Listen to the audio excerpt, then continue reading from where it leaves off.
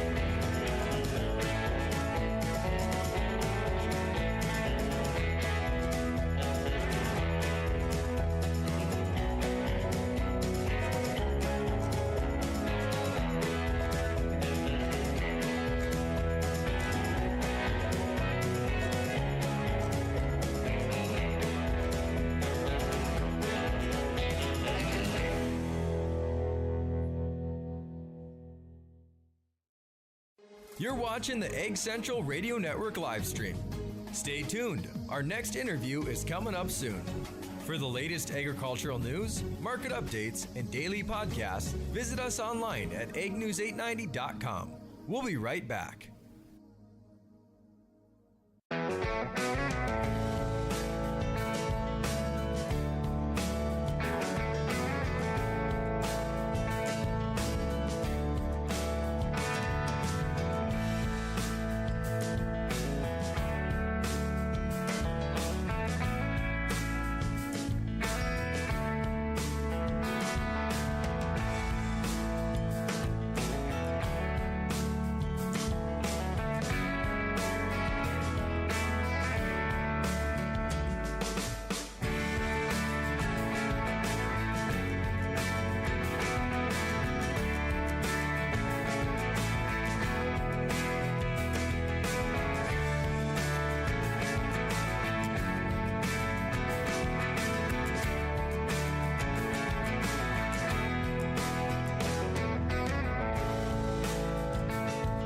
Fest. We are also set to start today's edition of Farm Talk.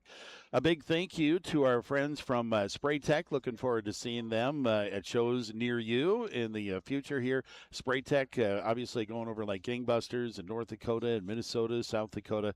You can check out their website at Spray Tech USA. And I'm excited. I get to find out about Mon right now, not Don, but Mon. Yep. I got to make sure I get the excitement in there.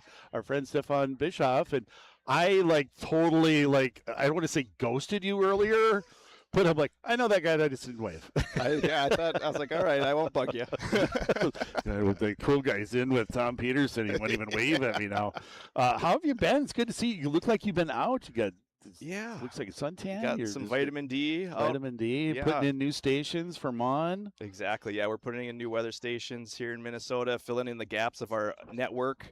So far, as of yesterday, 9 new weather stations have been installed this year. Wow. And is this funded by this Department of Agriculture? Is it by the, I don't know, the legislature? Who's it funded by? Clean water funds. Clean water funds. Yeah. So Okay. this project is, I mean, that's a huge component of this project, and that's made possible by the funding of clean water funds, and that's helped us expand, bring this resource to other areas in Minnesota. Well, and we hope that you guys kind of follow I'm going to call you kind of the sister or the brother with Endon. They just have, I don't even know what he's up to now, like 170 sites, something like it is a crazy amount. But Minnesota should have that and more, to be honest. I think so. A lot more people, a lot more space out there. But it is such a great device or a great weather station availability for people in places and areas where normally there's just nothing there to tell them. Correct. We're actually seeing more tornadoes, documenting more tornadoes, not because we're having more tornadoes, but because the weather station is picking it up. Correct. Or hail or whatever it happens to be. Sometimes Bessie the cow wanders into the photo. Yes. That happens too. But what is the growth thought for Minnesota? Where are we heading in the future? Yeah, certainly. So we've started this expansion in 2024, and we're up to about 49 weather stations, and we're really focusing on the high dense agricultural areas in Minnesota. Just provide the information for farmers, help guide management decisions, and help protect, I mean, their operation, but also water resources in Minnesota. And so we're trying to be efficient. We're maximizing our placements of these stations, and the coverage that we have with one station is about 20 miles from the center of the station. And we have 49, and then there's 24 that Endon own and operate, mostly in the Red River Valley. And so this year we're going to hope to add about 7 more, and then we'll reevaluate, look what the gaps are, and we'll probably add a few more here and there as we go through the next few years. But we're focused on the high density ag, and we want to be around the 95%, almost up to 100% of agricultural lands. And so it all depends on working with local landowners and the funding with these stations to install. Is the thought to get it in every county, or is that not the pipe dream? Or is well, not the dream, kind I guess of. you should We say. kind of broke the state out into grids because at the counties they're all different shapes, odd shapes here and there. Yeah. So we broke it out into grids to be a little bit more systematic on how we're placing these weather stations to get that better coverage. So the other thing, if somebody were checking out Mon in the early days a few years ago, you had great ratings on there. Were certain things that people needed for weather data, but that's growing, right? You're adding more options for data with the new systems.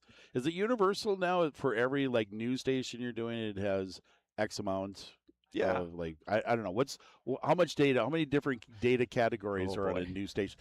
Throwing you get the number on that bus that just went by. No, that's a good point. So we started smaller weather stations. They're about 10 feet in the Central Sands area of Minnesota. And with the expansion, we're adding these larger towers. They're 30 feet tall. Yeah. There's there's more redundancy. So in case something goes out, we have a backup data. Yeah. And there's just more data points from rainfall, air temperature. Yeah, that's what I'm worried about. What the frost level is. Frost level, soil moisture. Temperature in the ground, and yes. When's the last time it rained a year ago? I mean, literally, it's rained like a year ago in some of the spots. It's getting pretty dry out there. But it is great to see. And so you have 2 different locations, because I know you can find it through Endon, but you guys also have your own. Well, our data is still distributed through Endon. So there's the main Endon or endon.noadeck.edu, and then there's endon.info, and then there's also an inversion app where you can have on your phone. It's a free. You don't need a subscription, and you can have it on your phone and view the data that way. Okay. Are you actively looking for places and land in, because we do cover quite a bit in Minnesota, especially the northern half. Are you still looking for places to put a Endon station or Mon? Mon. Yep. Yeah. Yeah. Mon. Yeah. Come on. Yeah. Minnesota Ag Weather Network. Yeah. So Yeah. we are still looking but we're more selective now. Okay. We've had just a great support from people across the state of Minnesota. I believe over 175 private landowners across the state were offering to help host the weather station.